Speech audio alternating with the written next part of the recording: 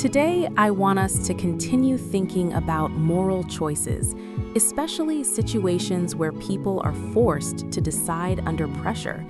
These situations are uncomfortable because they remove the option of a perfect answer. No matter what someone does, there is loss, and that forces us to think carefully about responsibility, intention, and whether outcomes alone are enough to decide what is right. Yes, and what makes these situations powerful is that they feel realistic. Even if we never face something so extreme, they reflect smaller choices we make every day. We often balance consequences against principles, even in simple decisions. Talking about these examples helps us understand how our moral instincts work and why different people reach different conclusions. One thing that stands out to me is how strongly people react to the idea of direct action. When someone imagines actively causing harm, even to prevent greater harm, it feels deeply wrong to many people. This emotional reaction is not based on logic alone. It comes from empathy, fear, and the natural desire not to see ourselves as the cause of suffering. I agree, and this is where intention becomes important. Some people believe intention matters more than outcome. If you did not intend to harm anyone, they feel less blame, even if harm occurs. But if you intend harm, even for a good reason, the moral weight feels heavier. This difference explains many disagreements in moral discussions. Another important issue is necessity. People often say, "I had no choice," when they describe extreme situations. But morally speaking, having no good options is different from having no choice at all. A decision still exists even if every option is painful. Recognizing this helps us understand why these dilemmas stay with people long after they are over. Yes, and necessity is often used as a defense. People argue that survival changes the rules, that extreme hunger or danger allows actions that would normally be unacceptable. Some people accept this reasoning, while others reject it completely. This difference shows how deeply personal moral reasoning can be, even when facts are the same. Fairness also plays a large role. When people feel a decision was made fairly, they are more willing to accept tragic outcomes. For example, random selection feels more just than choosing based on strength, usefulness, or social value. Even though the result may still be death, the fairness of the process matters morally to many people. That's an important point. Fairness gives people a sense of dignity. It shows that no one's life was valued more than another's. This idea of equal moral worth is very strong in many cultures. Even when outcomes are tragic, respecting equality helps people accept decisions without feeling deep injustice. Another complex issue is consent. If someone willingly accepts harm to save others, many people feel the action becomes morally acceptable. However, true consent is difficult to define in desperate situations. Fear, pressure, and lack of alternatives can make consent questionable. This makes moral judgment even more complicated. Exactly, and this leads to questions about freedom. Can someone truly choose freely when facing death, starvation, or extreme suffering? Some argue that choices made under such conditions cannot be fully voluntary. If consent is not fully free, then its moral power becomes weaker and the justification becomes uncertain.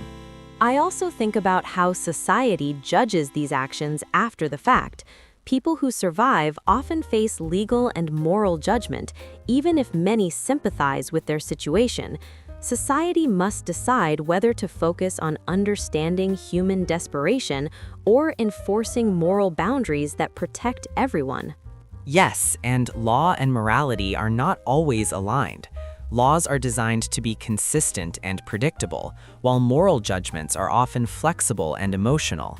A society may punish an action to protect a principle, even while acknowledging that the person acted under extreme conditions.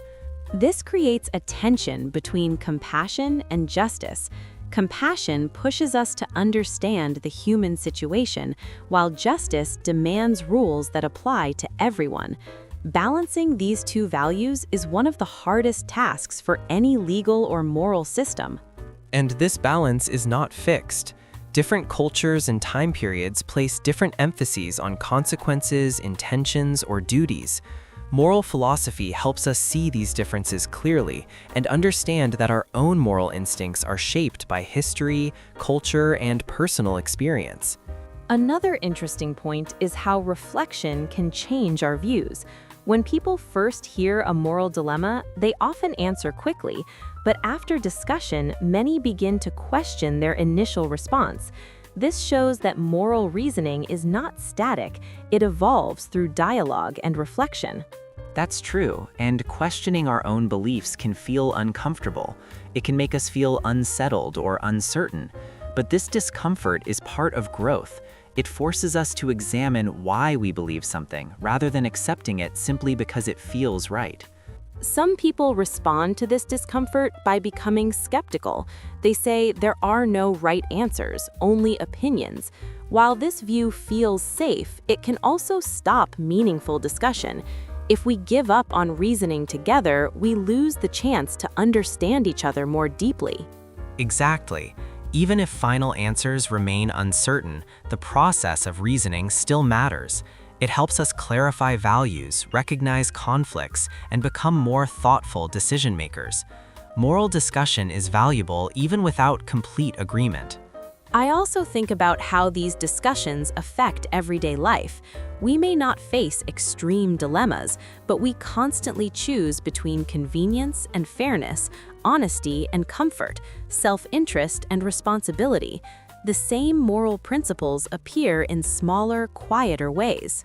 Yes, and practicing moral reasoning through discussion prepares us for those moments.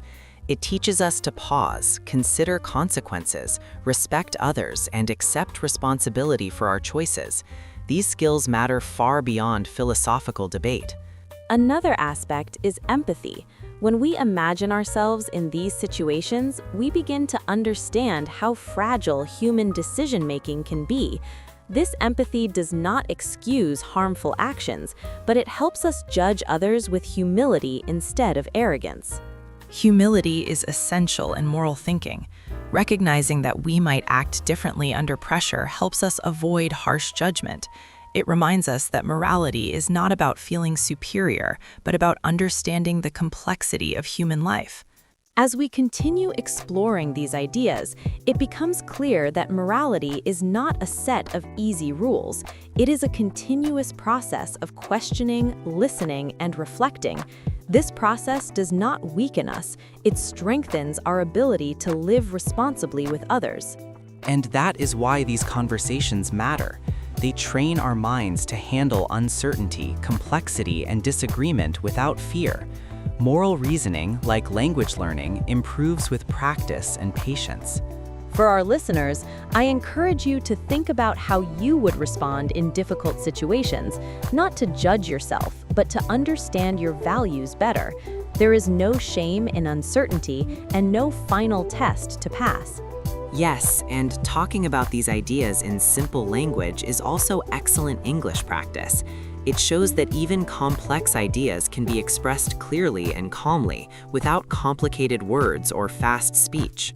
We will continue this discussion by looking deeper into how philosophers tried to solve these problems and why their answers still influence us today.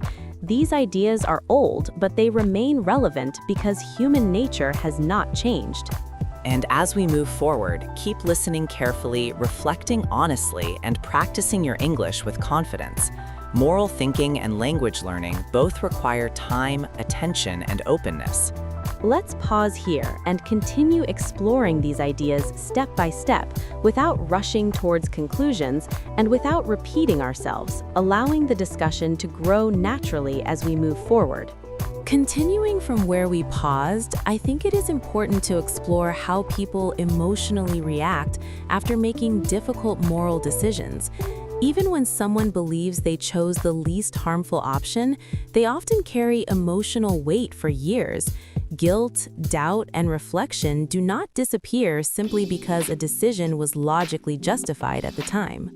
Yes, and this emotional aftermath tells us something important about morality. Moral decisions are not only intellectual exercises, they affect our identity. People often ask themselves, what does this choice say about me? This question can be more troubling than asking whether the decision produced the best outcome. That question of identity is powerful. Many people fear becoming the kind of person who can justify harming others, even in extreme situations. They worry that crossing one moral line may make it easier to cross another in the future. This fear explains why some people refuse to act, even when action could reduce suffering. Another layer to consider is social judgment. After a tragic event, survivors are often judged by people who were never in the situation. These observers have the luxury of calm reflection, distance, and safety. Their judgments may be morally confident, but they lack the lived pressure of the moment. Exactly. And this gap between lived experience and outside judgment creates tension. It raises the question of whether moral judgments should consider circumstances more deeply. Some argue that morality without context becomes cruel, while others argue that morality without firm rules becomes dangerous. This brings us to the idea of moral rules. Rules help guide behavior, especially when emotions are strong. However, strict rules can feel insufficient in extreme situations. People then face a conflict between following a rule and responding to human suffering in front of them. Yes, and this conflict is not theoretical. Doctors, soldiers, judges, and ordinary people face versions of this problem regularly. Their choices are shaped by training, laws, expectations, and personal values, all interacting at once. Moral clarity is rare in these moments. We should also talk about intention versus foresight. Some people argue there is a difference between intending harm and merely foreseeing it. If harm happens as a side effect rather than a goal, they feel less moral blame. This distinction matters deeply in many ethical discussions. That distinction helps explain why some actions feel more acceptable than others, even when outcomes are similar. People struggle less when harm feels indirect. However, critics argue that knowing harm will occur still creates responsibility, regardless of intention. Responsibility itself is a complex idea. Is responsibility about control, choice, knowledge, or outcome? In moral dilemmas, people often have limited control and incomplete information. This uncertainty makes moral judgment fragile and open to debate. Uncertainty is central here. Moral decisions often happen without knowing the future. People must act based on probabilities, hopes, and fears. Judging these decisions later, when outcomes are known, can be unfair because it ignores the uncertainty present at the time. This is why moral humility is so important. Recognizing the limits of our knowledge helps us judge others more gently. It also helps us reflect honestly on our own decisions without turning reflection into self-punishment.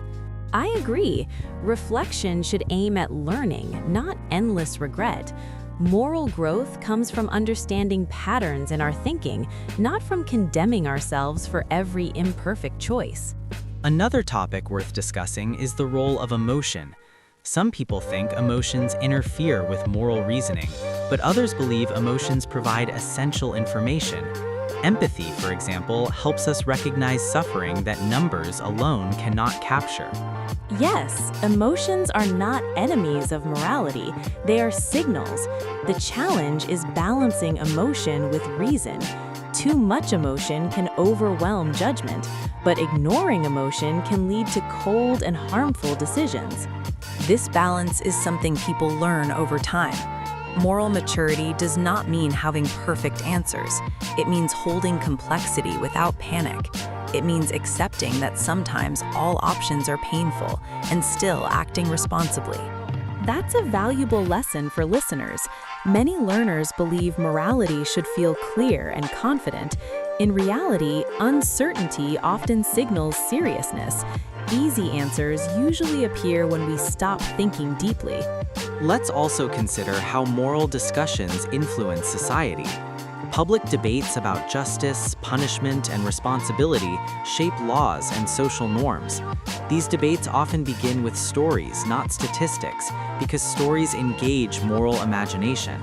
Stories help us see people as individuals rather than abstract numbers. They force us to confront the human cost of decisions. This is why moral education often begins with examples rather than theories. And these examples stay with us. Long after we forget technical arguments, we remember stories and how they made us feel. They shape our instincts and influence how we respond to future situations. That influence is subtle but powerful. Over time, repeated reflection builds a moral framework that guides action, even when we don't consciously think about it. This is why thoughtful discussion matters. For English learners, discussing these ideas also builds expressive ability. Talking about abstract topics in simple language strengthens clarity, confidence, and precision. It shows that deep ideas do not require complicated words. Yes, and slowing down speech allows space for thinking. It encourages listeners to reflect instead of just receiving information. This pace supports both language learning and moral reflection. As we continue, I want listeners to notice how their reactions change. Do you feel more certain, more confused, or more thoughtful? All of these responses are valid. Moral learning is not linear. And disagreement is not failure. Disagreement shows that people care deeply about values. The goal is not uniformity, but understanding the reasons behind different perspectives. Understanding does not require agreement. It requires listening carefully and responding honestly.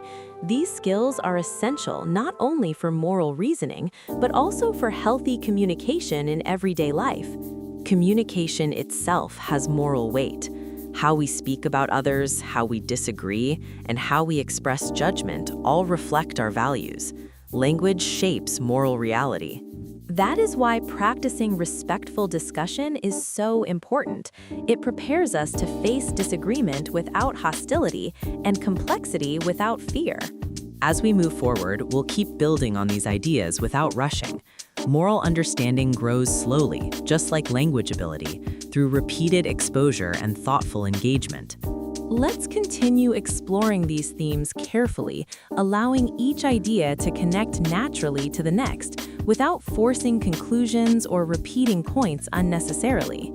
Yes, we will keep moving forward step by step, maintaining the same conversation, same tone, and same depth, so listeners can follow comfortably and reflect meaningfully. As we bring this conversation toward a close, I want to reflect on why discussions like this matter so much. Moral questions do not give us comfort, they challenge us. They push us to examine our values, our instincts, and our responsibilities. Even when we do not reach clear answers, the act of thinking carefully and listening openly helps us become more aware, thoughtful, and humane in our everyday choices. I agree, Susan. What stands out to me is that morality is not about being perfect or always knowing the right answer. It is about being willing to pause, reflect, and take responsibility for our decisions. When we accept that uncertainty is part of moral life, we become more patient with ourselves and more understanding toward others who face difficult situations. For our listeners, I hope this discussion shows that it is okay to wrestle with hard questions. Feeling unsure does not mean failure. It means you are thinking seriously. Moral growth happens when we stay curious instead of defensive, and when we allow new perspectives to challenge our assumptions without feeling threatened by them. This kind of reflection also connects deeply with language learning. Talking about complex ideas in simple English builds clarity and confidence. It proves that you do not need advanced vocabulary to express meaningful thoughts. Slow, careful speech allows ideas to settle and gives listeners time to understand and respond thoughtfully. As you continue practicing English, try discussing topics that matter to you, even if they feel difficult at first. Use simple sentences, speak slowly, and focus on clarity rather than perfection. Language is a tool for understanding, not a test. The more honestly you engage, the more natural your English will become. Thank you for spending this time with us and thinking deeply alongside us. If you found this conversation helpful or thought-provoking, please like this video, subscribe to the channel, and share it with someone who enjoys learning English through meaningful discussion. We look forward to continuing this journey with you.